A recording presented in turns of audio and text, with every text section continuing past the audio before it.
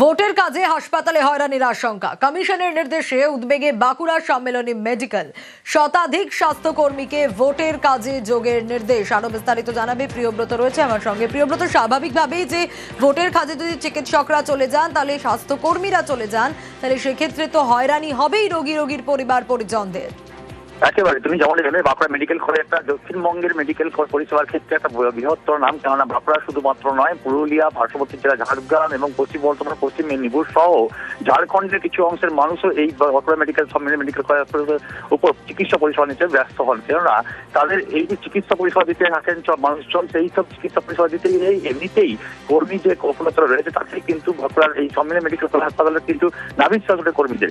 তারপরও যে বাঁকুড়া সম্মিলনী medical college হাসপাতাল থেকে 100 ফার্মাসিস্ট, কর্মবিন্দু, ল্যাব অ্যাসিস্ট্যান্ট সহ গ্রুপ ডি 100 জনের বেশিকে তুলে নেওয়া হয়েছে হাসপাতালের বিভিন্ন অংশ থেকে, এবং তাতেই কিন্তু হাসপাতাল পরিষেবা আশঙ্কা করছে হাসপাতাল কর্তৃপক্ষ। কারণ এই সব কর্মীরা কিন্তু মূলত যে গ্রুপ ডি কর্মীরা রয়েছেন, কর্মবন্ধু রয়েছেন, তারাই মূলত সাফাইয়ের কাজ কিংবা বিভিন্ন যে অফিসিয়াল কাজ বা ফাইল জমা নেওয়ার সেসব কাজে ব্যস্ত থাকেন। এর ফলে কিন্তু সমস্যা পড়বে যখন ভোট খাবে, তখন পড়বে, এবং এর পাশাপাশি যারা ট্রেনিং নিতে যাবে তখন।